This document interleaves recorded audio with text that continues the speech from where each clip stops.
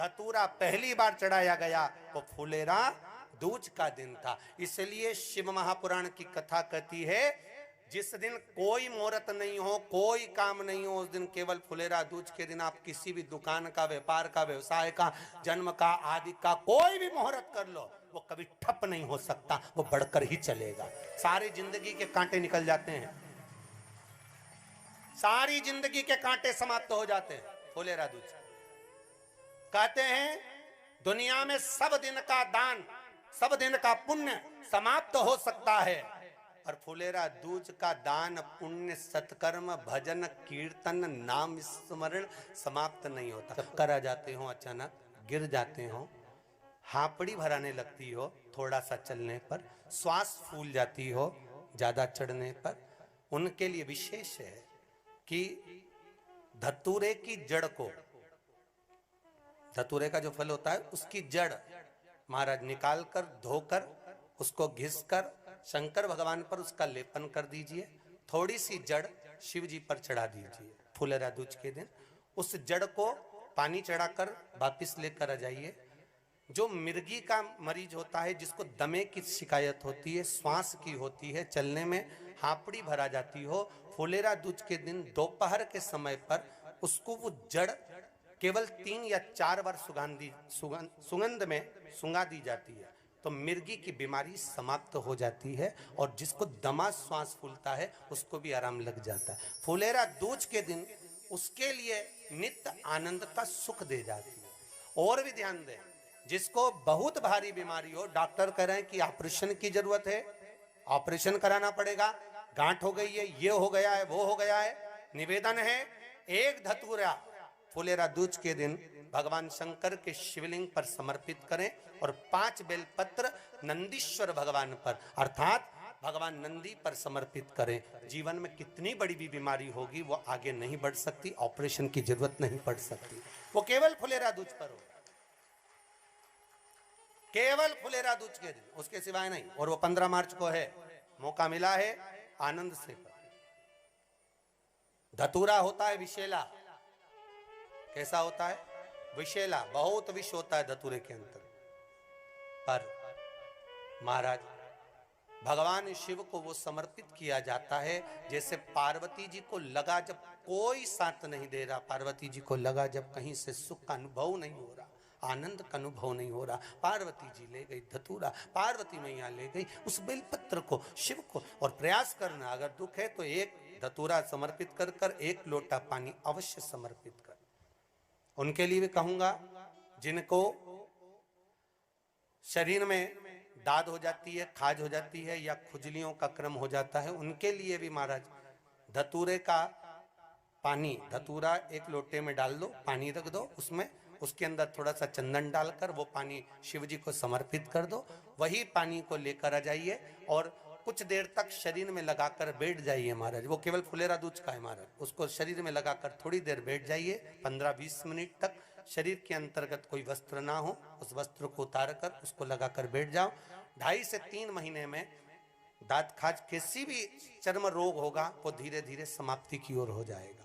महाराज फुलेरा दूज का महत्व शास्त्र कहता है, भले इसको छुपा कर रखा गया हो शास्त्रों के अनुसार, पर इसकी महत्वता बड़ी। जो दुकान, जो व्यापार, जो व्यवसाय, और पहले भी आपको कहा, मान लो आप शिवरात्रि के दिन रात को भगवान शंकर को धतूरा चढ़ाते हो व्यापार व्यवसाय के लिए, और वो धतूरा आप शिवरात्रि के दिन सुबह 4 बजे से पहले नहीं बांध सकते, तो उस धतूरे को फुलेरा दूज के दिन लाल वस्त्र में बांधकर अपने व्यापार वाली जगह पर बांध दो।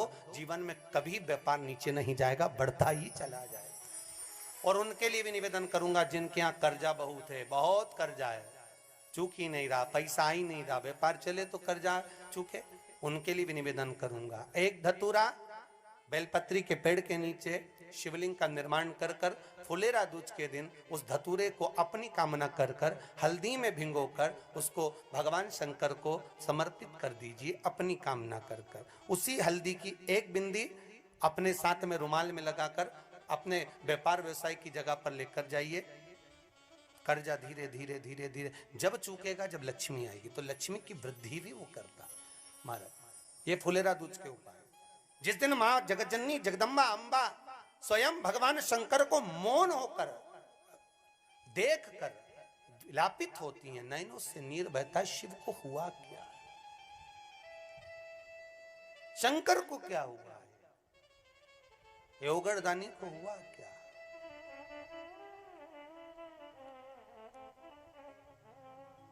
नयन जलता महाराज। मैं तो बैठी थी गंगा किनारे, मैं तो बैठी थी गंगा किनारे,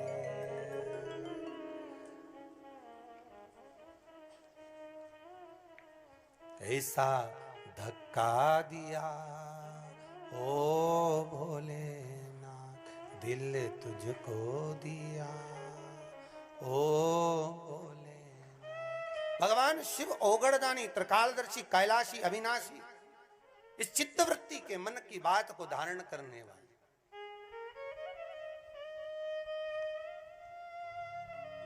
जिन लड़का और लड़की का विवाह नहीं हो रहा है, महाराज विवाह के लिए बहुत परेशान हो गए, उनके लिए भी 5 बेलपत्र, 1 धतूरा, 5 शमी पत्र अशोक सुंदरी वाले स्थान पर, चाहे मंगल हो, चाहे राहु हो, चाहे केतु हो, सारे ग्रह भले अनुकूल है नहीं है, प्रतिकूल है नहीं है, वो अपने अनुसार उसको लेकर शमी पत्र, बेलपत्र और धतूरा हाथ की हथेली में रखकर, जिसका मंगल विवाह नहीं हो रहा, बहुत कष्टप्रद है, हाथ में रखकर अशोक सुंदरी, अशोक सुंदरी का स्थान सबको मालूम है ना, भगवान शंकर की जलाधारी पर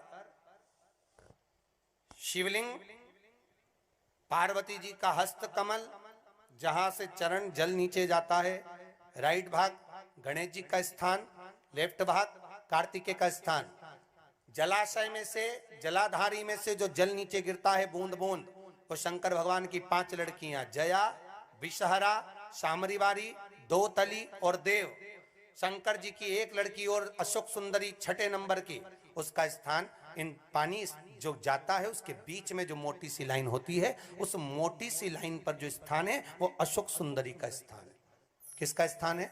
अशोक सुंदरी। शंकर भगवान का संपूर्ण परिवार, जलाधारी माता पार्वती जी का हस्तकमल, चरण, राइट में गणेश जी, लेफ्ट में कार्तिकेय जी, बीच में अशोक सुंदरी, और ऊपर से जो 1-1 बूंद पानी गिरा रहा है वो है शंकर भगवान की 5 लड़कियां, जया, विषहरा, शामरीवारी, दोतली और देव, शिव की 5। तो जिनका विवाह नहीं हो रहा, अशोक सुंदरी वाली जगह पर हाथ में लेकर वो धतूरे के साथ शमी पत्र, बेलपत्र समर्पित करें और बाबा से निवेदन करें, बाबा आपकी कामना पूर्ण, फुलेरा दूज करें। अशोक सुंदरी पर जो धतूरा चढ़ता है, वैसे तो अशोक सुंदरी पर धतूरा बहुत कम चढ़ता है, केवल एक फुलेरा दूज का दिन ही ऐसा होता है जिस दिन अशोक सुंदरी वाली जगह पर धतूरा चढ़ता है। श्री शिवाय नमस्तुभ्यम। दर्शकों, आप सभी को यह उपाय कैसे लगे?